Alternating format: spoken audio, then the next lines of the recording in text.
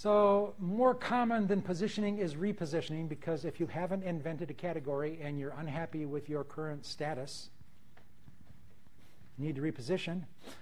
Two basic approaches to repositioning: position against the competition or position against yourself. When you position against the competition, you use the category leader as the reference point, and then you talk about why you're different. You can be head-to-head, which is we're better. Or you can differentiate. So this is an example of a head-to-head competition. These are what we call the liar, liar, pants on fire strategy, where they lie. We use better ingredients. No, they don't.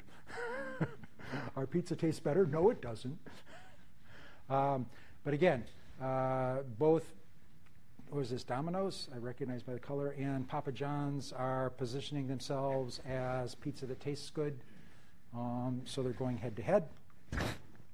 The other approach is differentiation, and this to me is like the all-star of all-time positioning strategy. Are you familiar with the product 7-Up? What is the first thing you think of when I say soda? Coke, right? So Coke, Pepsi, Colas dominate the soft drink market, okay? And then 7-Up came up with, what's different about 7-Up? They're not owned by Coke or Pepsi yet. Say again? No caffeine, no color, right? So it's not cola. So they came up with this wonderful positioning campaign, we're the un-cola. So we are the #1 not cola beverage, and they had all kinds of, they had the glass upside down, and just to show you how we're not a cola, we're different. But again, not #1 in the soft drink category, but create a subcategory, #1 in the non-caffeinated soft drink category, and then position against the competition by showing that, you all know what colas are, this is how we're different. The downside of when you're positioning against the competition, especially when you're doing head-to-head positioning, is every time you mention the competitor, you're reminding people that they're the leader. So every time I say that Kia is just as good as a Mercedes, I'm reminding people that Mercedes is what we think about, you know what I mean? Or when I say that the Domino's is just as good as Papa John's, I'm reminding people that, oh yeah, I like Papa John's. So there's that risk associated with that.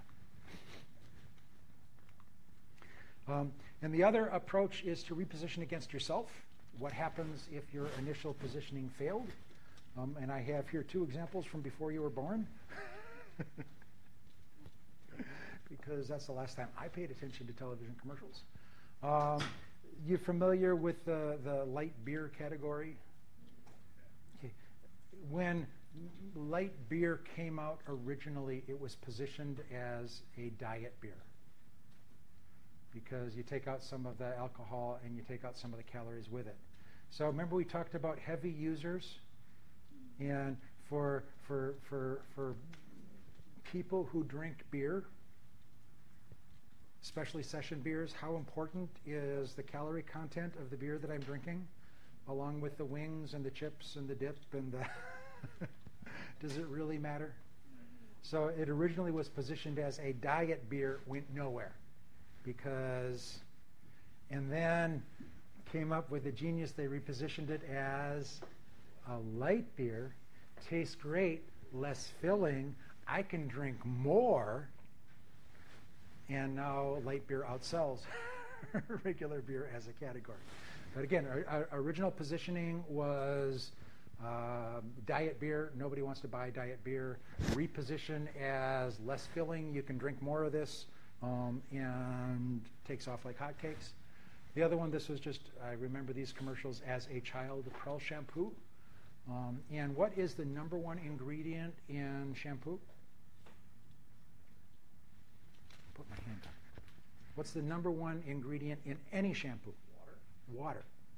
My son used to work he majored in food business, and that's one of the things they teach you in food business school is the 2 most profitable things you can sell in the food business are air and water. So they take a lot of the water out, and they originally packaged it as a bargain shampoo. is, you get twice as many washes for the same size. You only use a little bit. They're trying to do that with detergent now, right? Take out all the water. And it went nowhere because the price value heuristic, right? I got a little bottle of detergent, of shampoo and a big bottle of shampoo. They both cost the same. Which is better? Bigger is better. Didn't go anywhere. And then what happens to a liquid when you take the water out of it? It gets thicker. So again, they repositioned it as not as a bargain shampoo, but as a luxury shampoo because it was thicker. And they came up with these beautiful commercials where they would drop a pearl into a bottle and it would waft down, and then this very sexy voice would come over and say, "Oh boy, is your hair going to look good because it's got this really good." Oh, I don't know. It's a lot sexier than that. Okay. TV reception wasn't that good back then. But anyways, so repositioned it as a luxury shampoo, doubled the price, and it sold like crazy. So same product, double the price, and it sells like crazy because it's a luxury shampoo, can't give it away as an economy shampoo.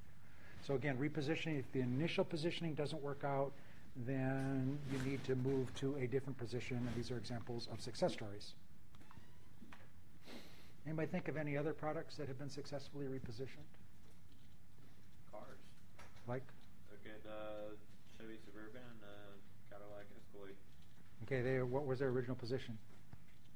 Suburban is a baseline model, and then they created another brand to cater to higher end people, and it's essentially the same car. Okay, so the Chevy Suburban and the Cadillac are essentially the same car, except that the Cadillac has the Cadillac nameplate, therefore it's better? Basically, yeah. It's more expensive? Okay. I'm thinking of the Honda Element. And the Honda Element was a sport, minivan type thing, and it was targeted towards the millennial generation because it was thought that the millennial generation was looking for inexpensive transportation that has some cargo room so you can put like your sporting equipment in it, and they sold like crazy, but they didn't sell to millennials, they sold to baby boomers. So they got their positioning wrong, but they found a market for that was as big or bigger than the one that they thought they had, and were able to switch over to that, stop targeting millennials, just show aging baby boomers with their surfboards coming out the back. The Suburban, too, originally was like, I remember the ads for it way back. It was like work crews on the Alaska pipeline. It was four-wheel drive, and it was big and burly, and it was a bunch of people loading their gear into the back of it. And then they found out that like moms with 8 kids were using it. So okay. Big reposition. So the Chevy Suburban was, and again, my brother was into, before they called them sport utility vehicles, they called them four-wheel drive. Was into four-wheel drive because they like to go off-roading, and then when we went from off-roading to sport utility, so it's like when they came up with the Mercedes SUV. Yeah, who wants to go off-road on their Porsche? I thought we were talking about repositioning being Miller versus Miller Lite. Well, repositioning is the initial market position didn't work, and so I changed it to a different. Okay. Another classic, again, from before you were born, is Marlboro cigarettes. Originally positioned as a women's brand. Didn't go anywhere. Came out with the Cowboy. #1 brand. Okay, I think that's all I got for today. So we will pick this up with Chapter 7 starting next time.